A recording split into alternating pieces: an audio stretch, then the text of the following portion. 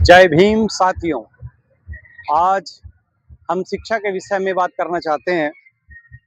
और जब हम शिक्षा के विषय में बात कर रहे हैं तो सबसे पहली बात जो याद आती है, बाबा साहब ने कहा था, शिक्षा शेरनी का वह दूध है जो पिएगा वो दहाड़ेगा अपने हक अधिकारों के लिए।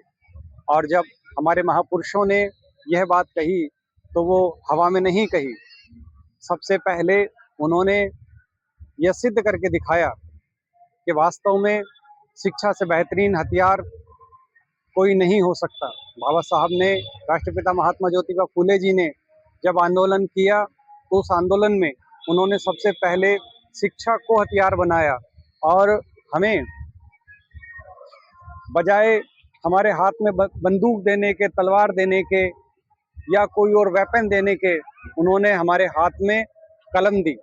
और ये कलम आज हमारी ताकत बनी, हमारे बाबा साहब की ताकत बनी। बाबा साहब ने जब हमारे लिए संघर्ष किया तब उनके पास जो सबसे कारगर हथियार था वह था कलम। क्योंकि इसी कलम के माध्यम से बाबा साहब ने अंग्रेजों के आगे ये प्रूफ करके दिखाया कि वो विश्व के सबसे बेहतरीन ज्ञानी हैं। बाबा साहब ने दो दो डॉक्टरेट की डिग्री हासिल की, एक लंदन से और एक अमेरिका से।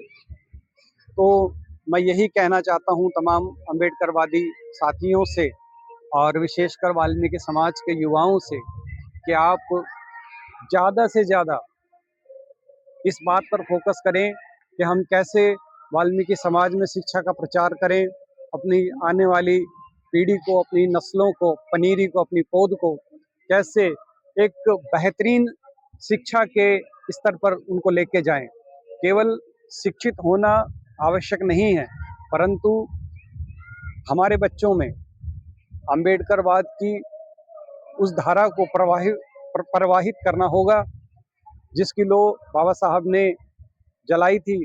और जो बाबा साहब चाहते थे कि शिक्षा तो समाज का विषय है ही, लेकिन जिस शिक्षित बनो, संगठित रहो और संघर्ष करो का नारा बाबा साहब ने दिया था, वो भी जमीन पर उतरना चाहिए, वो भी कारगर होना चाहिए। इसीलिए मैं सभी वाल्मीकि साथियों से, युवाओं से और तमाम उन संगठनों से जो समाज की बेहतरी के लिए, भलाई के लिए कार्य करते हैं, मैं उनसे केवल इतना ही कहना चाहता हूँ कि हमारा फोकस एक वैल्यूएबल शिक्षा की ओर होना चाहिए। धन्यवाद।